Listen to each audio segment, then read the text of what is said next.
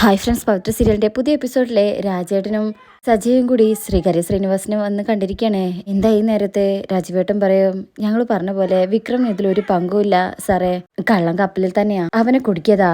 ആര്? അപ്പോ സജീവ് പറയും, പുളിക്കൻ. ആ സമയത്ത് വിക്രമിന്റെ പേര് മനഃപൂർവ്വം വിളിച്ചു പറഞ്ഞതാ. ഇത് കേൾക്കുന്നതും ശ്രീകാര്യ ശ്രീനിവാസൻ ഞെട്ടും. അവൻ സമ്മതിച്ചോ? രാജീവേട്ടൻ പറയും, അതെ, ഇന്ന് പുളിക്കലും ഞങ്ങളും കൂടെ വിക്രമിനെ പിടിച്ചു. ആദ്യം അവൻ സമ്മതിച്ചില്ല, പിന്നെ വിക്രം ശരിക്കൊന്ന് പെരുമാറിയപ്പോ അവൻ സമ്മതിച്ചു. അവൻ എന്തിനാ അത് ചെയ്തത്? രാജേട്ടൻ പറയും, അവനെ കൊണ്ട് ചെയ്യിപ്പിച്ചതാണെന്നാ പറഞ്ഞത്. ആര്?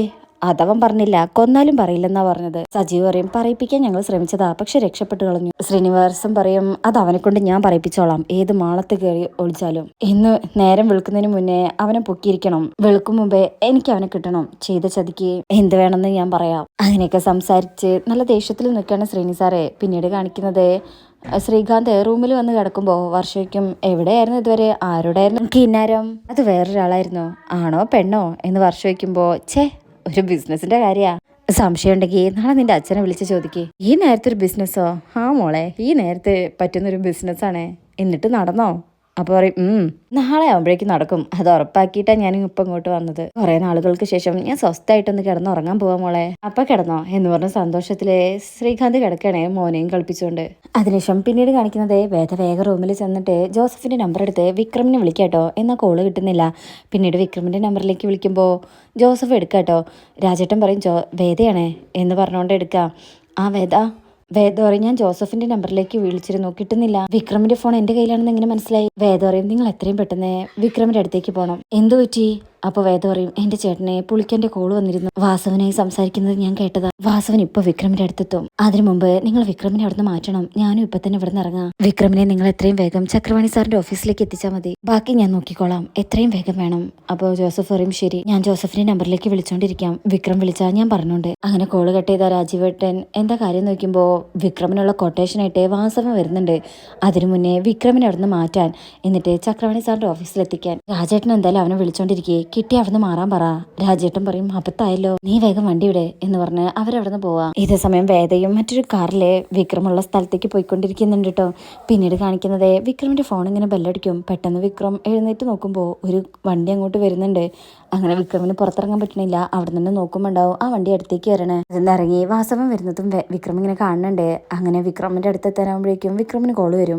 വിക്രമിന് ആ കോൾ എടുക്കാൻ പറ്റുന്നില്ല. ശബ്ദം കേട്ട് വാസവൻ നോക്കുമ്പോൾ വിക്രം അവിടുന്ന് ഓടും. വിക്രം വേഗം ബൈക്കിൽ കയറിപ്പോകും. വാസവൻ ഷൂട്ട് ചെയ്യുന്നുണ്ടെങ്കിലും അത് തട്ടുന്നില്ല. എന്നിട്ട് വാസവൻ പിന്നാലെ പോവാണ്. അങ്ങനെ വിക്രം ബൈക്കിൽ പോകുമ്പോൾ ഓഫ് റോഡിലൂടെ ആ ജീപ്പില് വാസവനും പിന്നാലെ പോവാട്ടോ. ശേഷം പിന്നീട് കാണിക്കുന്നത് ജോസഫും രാജേട്ടനും കൂടെ ആ റൂമിന്റെ അടുത്തേക്ക് എത്തുട്ടോ. അപ്പൊ നോക്കുമ്പോൾ വിക്രമിനെ കാണുന്നില്ല. അവനിതെവിടെ പോയി? അപ്പൊ ജോസഫ് പറയും, രാജേട്ടൻ ഇവിടെ നിൽക്ക്, ഞാൻ പോയി നോക്കിയിട്ട് വരാം. നീ ഒറ്റയ്ക്ക് പോണ്ട. വേണ്ട, കുഴപ്പമില്ല, രാജേട്ടൻ ഇവിടെ നിൽക്ക്. അവൻ വന്നു കഴിഞ്ഞാൽ രാജേട്ടൻ പെട്ടെന്ന് അവനെ കൂട്ടി ശ്രീനിസാറിന്റെ അടുത്തേക്ക് പൊക്കോ. അത് പറഞ്ഞ് ജോസഫ് അവിടുന്ന് പോകും. ശേഷം പിന്നീട് വിക്രം ഇങ്ങനെ ബൈക്കിൽ പോകുന്ന സമയത്ത് വാസവൻ മറ്റൊരു സൈഡിലൂടെ വന്നിട്ട് വിക്രമിന്റെ ബൈക്കിന് ഇടിക്കാട്ടോ. അപ്പൊ തന്നെ വിക്രം ബൈക്കിൽ നിന്ന് വീണ് പോകും. അങ്ങനെ വീഴുമ്പോൾ വിക്രം പിന്നെ വണ്ടി എടുക്കാൻ നിൽക്കുന്നില്ല, ആ താഴേക്ക് ഇറങ്ങി ഓടുക കേട്ടോ.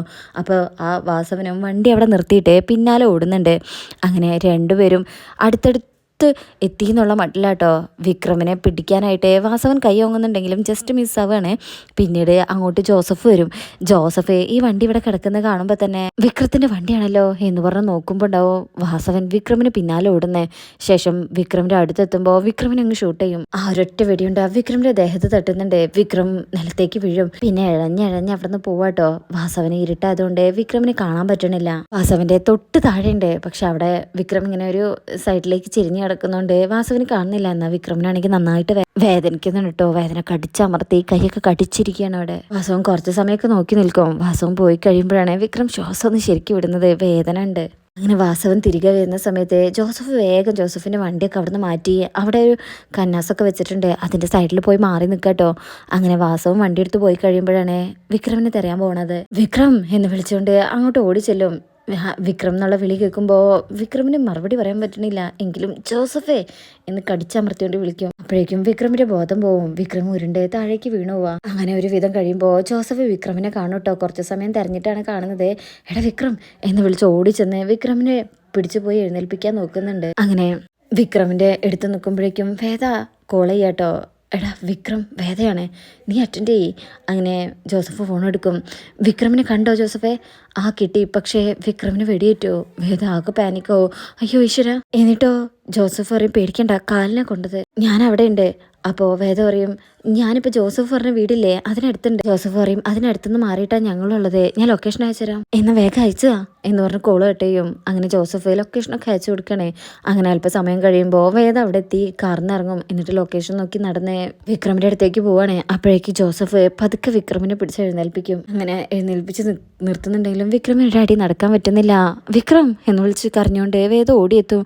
വാ വിക്രം എന്ന് പറഞ്ഞ് വേദ കൈയെടുത്ത് വേദയുടെ തോളിലേക്ക് ഇടാട്ടോ. വിക്രമിന്റെ കൈ എടുത്തിട്ട് ജോസഫ് പറയും പെട്ടെന്ന് എന്തെങ്കിലും ചെയ്യണം വേദ, ആദ്യം വേഗം കാറിലേക്ക് കയറേ.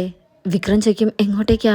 അത് വണ്ടി കയറിയിട്ട് ആലോചിക്കാം, എന്തായാലും ഇവിടെ നിൽക്കുന്നത് സേഫ് അല്ല. പിന്നെ ജോസഫെ ഞാൻ വിക്രത്തെ കൊണ്ടുപോയി എന്നുള്ളത് ഒരാളും അറിയരുത്. രാജേട്ടനോ ശ്രീകാര്യ ശ്രീനിവാസനോ എന്തിന് ഹനിയൻകുട്ടൻ പോലും അറിയരുത്. നമ്മൾ 3 പേരും മാത്രമേ അറിയാവോ. ജോസഫ് പറയും ആയിക്കോട്ടെ, എന്നാലും എങ്ങോട്ടാ കൊണ്ടുപോകുന്നെന്ന് പറയാമോ? വേദ പറയും വിക്രം ഏറ്റവും സുരക്ഷിതമായിരിക്കുന്നത് എങ്ങോട്ടാണോ അവിടേക്ക്. അങ്ങനെ വിക്രമിന്റെ ഫോൺ വാങ്ങിക്കുകയാണ്. എന്നിട്ട് പറയും ഒരിക്കലും വിക്രത്തെ വിളിക്കരുത്, എന്തെങ്കിലും പറയാനുണ്ടെങ്കിൽ എന്നെ വിളിക്കുക, പിന്നെ എടുത്തിട്ടില്ലെങ്കിൽ പിന്നെയും വിളിക്കരുത്, ഞാൻ തിരിച്ചു വിളിച്ചോണ്ട് ഓക്കെ എന്ന് പറഞ്ഞിട്ട് ആ വിക്രമിനെ കൂട്ടി വേദ അവിടുന്ന് പോകും. അങ്ങനെ ഒരു വിധം വിക്രമിനെ കാറിൽ കൊണ്ടുപോയി കയറ്റും. ജോസഫ് എന്നിട്ട് പറയും വേഗം വേദ. അങ്ങനെ വേദ കയറി വേഗം വണ്ടി എടുത്ത് അവിടുന്ന് പോവാട്ടോ. പിന്നീട് കാണിക്കുന്നത് നമ്മുടെ മറ്റേ സീരിയലിലെ ഇഷിതയുടെ വീട്ടിലാട്ടോ. അപ്പോൾ വേദ ഇഷിതയെ വിളിക്കണേ. ഹലോ ഇഷിത, ഞാൻ വേദയാ. വേദ എത്ര കാലമായി കണ്ടിട്ട്? പ്രാക്ടീസ് തുടങ്ങിയപ്പോൾ വിളിച്ചതാ, പിന്നെ ഞാൻ വിളിച്ചിട്ടും എടുത്തില്ലല്ലോ. കുറെ പ്രശ്നങ്ങളായിരുന്നു ഇഷിത, അതൊക്കെ ഞാൻ പിന്നീട് പറയാം. ഇപ്പോൾ എനിക്കൊരു പ്രശ്നമുണ്ട്, അതിനാ ഞാൻ വിളിച്ചത്.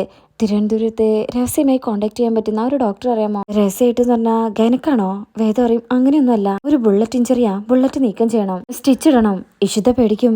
ബുള്ളറ്റ് ഇഞ്ചറിയോ? നിനക്കാണോ? എനിക്കല്ല, വിക്രമിന് എത്രയും പെട്ടെന്ന് കാണണം, ബ്ലീഡിങ് ഉണ്ട്. വിക്രം വേദന കൊണ്ട് കരയുണ്ട്. ഞാനിവിടെ മഹേഷിന്റെ ഫാമിലുണ്ട് ഇവിടെ തിരുവനന്തപുരത്ത്, ഞാൻ ലൊക്കേഷൻ അയക്കാം, നീ വിക്രമിനെ കൂട്ടി ഇങ്ങോട്ട് വാ. നിന്റെ ഹസ്ബൻഡ്?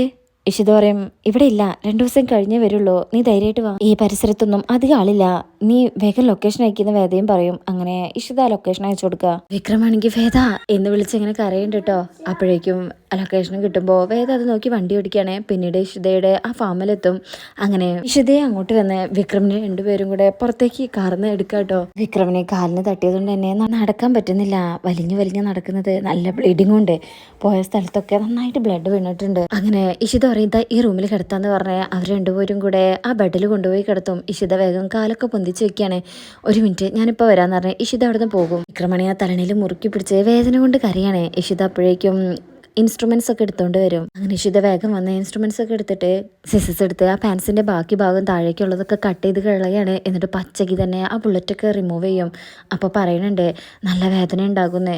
വിക്രം വേദന കൊണ്ട് പൊളയാണ്. വേദ ഇങ്ങനെ വിക്രമിന്റെ കൈ മുറുകെ പിടിക്കുന്നുണ്ട്. അങ്ങനെ മെഡിസിൻ ഒക്കെ കൊടുക്കുന്നുണ്ട്. അപ്പൊ തന്നെ വേദന കൊണ്ട് വിക്രം ഇങ്ങനെ കരയുമ്പോൾ വേദ അടുത്തിരുന്ന് കരഞ്ഞുകൊണ്ട് ആശ്വസിപ്പിക്കുക. എന്തായാലും വിക്രമിനെ വേദ രക്ഷിച്ചിരിക്കുക കേട്ടോ, അതും അതിസാഹസികമായിട്ട്. അപ്പോൾ എന്തായാലും വിക്രം രക്ഷപ്പെട്ടിരിക്കുകയാണ്. ഇപ്പോൾ ഇത്രയാണ് ഈ ഭാഗത്തുള്ളത്. അപ്പോൾ റിവ്യൂ ഇഷ്ടപ്പെട്ടിട്ടുണ്ടെങ്കിൽ ചാനൽ അവരൊന്ന് ലൈക്ക് ചെയ്യുക, സബ്സ്ക്രൈബ് ചെയ്യുക, സപ്പോർട്ട് ചെയ്യുക. താങ്ക്